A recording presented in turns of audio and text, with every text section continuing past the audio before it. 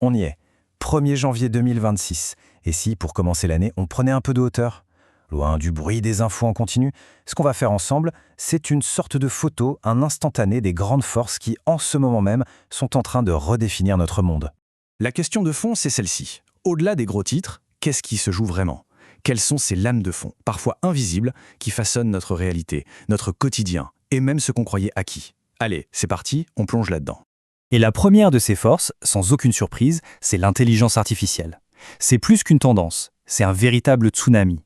Et comme tout tsunami, ça apporte des choses incroyables, mais ça charrie aussi des dangers immenses. C'est vraiment une arme à double tranchant.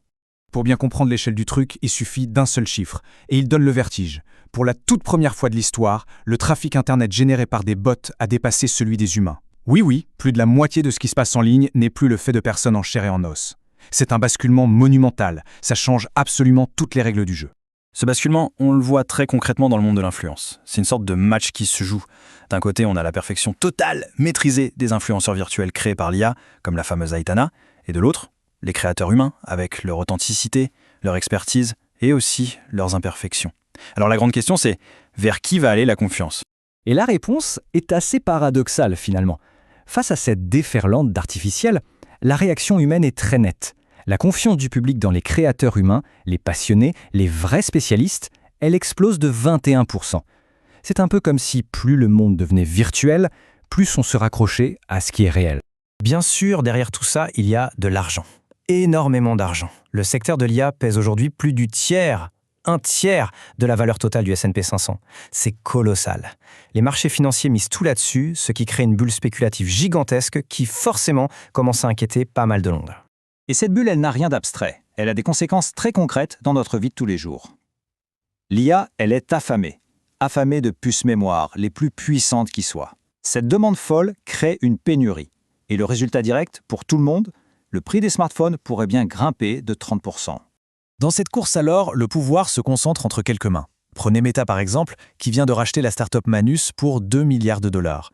Ce qui inquiète les spécialistes, c'est que ces géants, qui parlaient d'IA open source, ouverte à tous, sont en train de fermer le jeu, de verrouiller leur technologie pour dominer le marché. Est-ce qu'on assiste à la fin de l'âge d'or de l'IA ouverte? Ok, donc on a cette révolution de l'IA. Mais attention, elle n'arrive pas dans un monde calme et apaisé. Pas du tout. Elle débarque en plein milieu d'un paysage géopolitique qui est de plus en plus fracturé, de plus en plus instable. Et pour illustrer ce désordre, un regard sur la première année du nouveau mandat de l'administration Trump est assez parlant. D'abord, l'arrêt de l'aide à l'Ukraine. Puis, tout au long de l'année 2025, une série de frappes militaires au Yémen, en Iran, au Nigeria. Et puis, cette campagne anti-drogue très musclée lancée dans les Caraïbes, c'est une approche qui marque une rupture assez claire avec la diplomatie plus traditionnelle. Et cette campagne dans les Caraïbes a un bilan humain très lourd. Depuis son lancement, en septembre, on dénombre 115 morts suite à ces frappes. Pour justifier ces actions, Washington utilise une nouvelle terminologie, celle de narcoterroriste. C'est un terme qui change la donne car il permet d'utiliser la force militaire létale. Évidemment, ça fait réagir notamment l'ONU, qui s'inquiète de ce qui pourrait s'apparenter à des exécutions extrajudiciaires. On est clairement sur une ligne de crête du droit international. Ce désordre, il n'est pas que militaire, il est aussi dans l'information. Un exemple parfait, l'affaire de la frappe de Valdaï. D'un côté, la Russie qui crie à l'attaque sans fournir la moindre image, la moindre preuve. De l'autre, l'Ukraine qui dément formellement. Au milieu de ce brouillard, la vérité, elle n'a plus beaucoup d'importance. L'info devient juste une arme comme une autre. Mais ce désordre n'est pas seulement entre les pays, il est aussi à l'intérieur même des États. Regardons le Pérou. C'est un cas d'école. La corruption y est tellement massive qu'elle coûte au pays près de 2,5% de son PIB chaque année. C'est une véritable hémorragie qui paralyse le pays. Certains experts ont même un mot pour ça, une kleptostructure. L'idée, ce n'est plus juste de la corruption. C'est un système entier qui est pensé pour le vol, où la frontière entre le crime organisé et l'État est devenue complètement floue. Pour donner une idée, la moitié des députés péruviens sont actuellement sous le coup d'une enquête. Alors, on a l'IA qui virtualise tout et le chaos géopolitique qui déstabilise tout. Face à ça, en réaction, une troisième grande force est en train de naître. C'est une sorte de contre-mouvement, une quête profonde, presque désespérée d'authenticité, de réel, de tangible. Et cette idée, elle n'est pas si nouvelle. Un auteur, Victor Ségalin, en parlait déjà au début du XXe siècle. Il luttait contre ce qu'il appelait l'affadissement du monde, son uniformisation, et il parlait de la jouissance réelle de la différence. C'est une phrase qui résonne avec une force incroyable aujourd'hui, vous ne trouvez pas? Et cette quête d'authenticité, elle change concrètement nos désirs. à commencer par notre façon de voyager. Fini la course au tourisme de masse. La tendance pour 2026, c'est l'expérience unique. Aller voir la migration des gnous en Zambie, observer les jaguars au Brésil, se lancer sur un trek de 1400 km en Roumanie ou vivre au rythme d'une ferme en Crète. Mais attention, il y a un revers à la médaille. Cette quête du vrai a aussi son côté pile. Des experts commencent à se demander si cette authenticité n'est pas elle aussi en train de devenir un produit.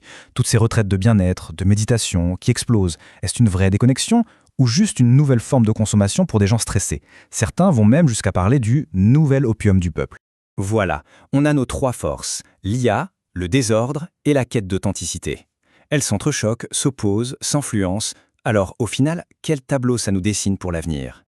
En fait, tout se résume à une tension fondamentale pour notre époque. D'un côté, une technologie, l'IA, qui rend la frontière entre le vrai et le faux de plus en plus floue, et ça, dans un contexte de chaos politique. Et de l'autre côté, en réaction, il y a ce réflexe presque animal, cette quête viscérale pour le vrai, pour l'authentique. Et ça nous amène à la question de fond, celle qui reste en suspens en ce début 2026. Dans ce monde où le faux est produit à la chaîne et où plus rien ne semble stable, est-ce que cette recherche du réel est une forme de résistance? Ou bien est-ce que c'est juste le produit marketing ultime, la dernière chose qu'on a trouvé à nous vendre?